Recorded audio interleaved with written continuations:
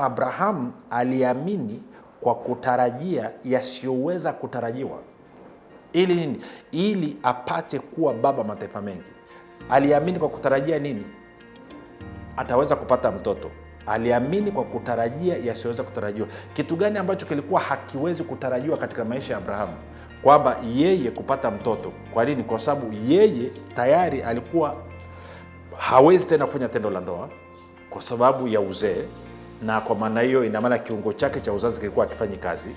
Lakini pia Sara naye alikuwa ni tasa, lakini sio tu tasa, alikuwa ameshakoma katika desturi ya wanawake. Kwa lugha nyingine, alikuwa hawezi kutoa yai ambalo lingeweza kutumika kwa ajili ya kutunga mimba. Sasa hii ni hali ngumu. Hii ni hali ngumu rafiki. Sio kwamba walikuwa wana umri wa kuruhusu kupata watoto na kwamba sasa wamejaribu, imegoma, imekataa, kwamba sasa wanajaribu inakataa, wanajaribu inakataa, wanajaribu inakataa. No, Abrahamu alikuwa hawezi na Sara naye alikuwa hawezi. Yaani kwa lugha nyingine, kisayansi na kimwili ilikuwa haiwezekani. Ndio maana leo hii sielewi mtu ambaye amepata changamoto ya kupata mtoto alafu amekata tamaa, wakati kiungo cha mume wako kinafanya kazi na tumbo lako wewe desturi yako iko inafanya kazi. Sielewi unakata tamaa ya nini? Uniruhusu niongee na upendo, kwa upendo na wewe. Haleluya. Nakupenda. Unajua nakupenda. Ngoja tu nikueleze ukweli, acha ujinga. Kama Abrahamu alikuwa ameshakufa, mwili wake umekufa kwa maana ya kwamba hawezi kufanya tendo la ndoa, na Sara alikuwa ni tasa na ameshakoma katika desturi za kina mama, kwa hiyo haiwezekani kupata mtoto. Manake hata angekuwa sio tasa lakini amekoma kwenye desturi za wanawake, manake ni kwamba alikuwa kupata mtoto. Lakini Mungu aliye mwaminifu aliwapa mtoto. Sasa nikuulize swali, wewe mama ambao unanisikiliza, ambao unasema mimi na changamoto, sikamata ujauzito, ama nikamata ujauzito labda mimba zinaharibika. Mwisho nitaomba muda sio mrefu kwa ajili yako na ile tatizo liondoke kabisa. Lakini sikilize kitu hiki. Anasema Abrahamu aliamini kwa kutarajia yasiyoweza kutarajiwa. Nikuulize swali, wewe mama sasa hivi au wewe baba, ukifumba macho sasa hivi, je, unajiona umebeba mtoto wako mkononi? Kitoto kidogo cha miezi 5, 6, mwaka? Anzia hapo. Anzia hapo.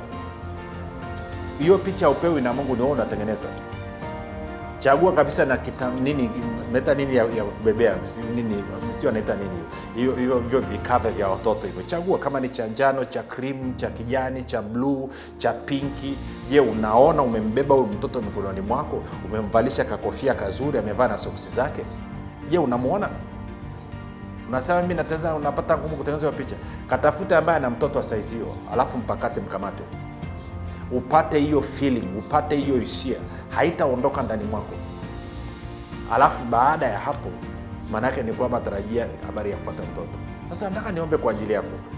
Weka mkono wako kwenye tumbo la uzazi ili tushughulikie hiyo hali. Kwa nini? Kwa sababu mimi ninaamini yasiyoweza kutarajiwa.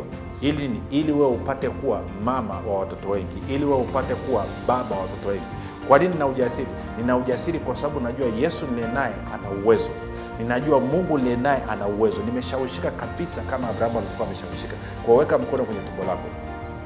Na wakati naomba, kuna wengine mtasikia maumivu, maana yake ni pepo mchafu anaondoka kwenye tumbo la uzazi, na kwa maana hataka arudi tena. Katika jina la Yesu Kristo wa Nazareth, wewe ibilisi ambaye umefunga tumbo la huyu mama na viuno vya huyu baba, katika jina la Yesu Kristo wa Nazareth, ninakuamuru toa mikono yako katika maisha yao. Ninakuamuru fungasha virago vyako. Ninakuamuru ondoka wala usirudi tena kabisa.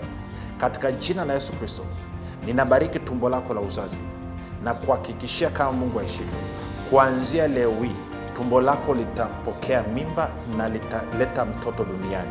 Wewe baba, na kuhakikishia kama Mungu aishivyo, viuno vyako vitaweza kuleta uzao mwingi kabisa kwa kadri utakavyotaka katika moyo wako, katika jina la Yesu Kristo wa Nazareth. Wewe baba umebarikiwa, wewe mama umebarikiwa. Baba, asante kwa ajili ya uaminifu wako. Tunaamini tumepokea sasa na Marko 11:24.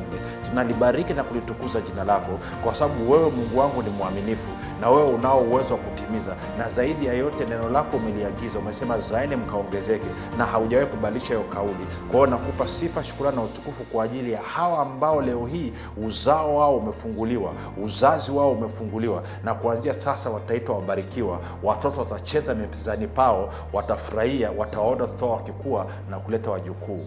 Amen.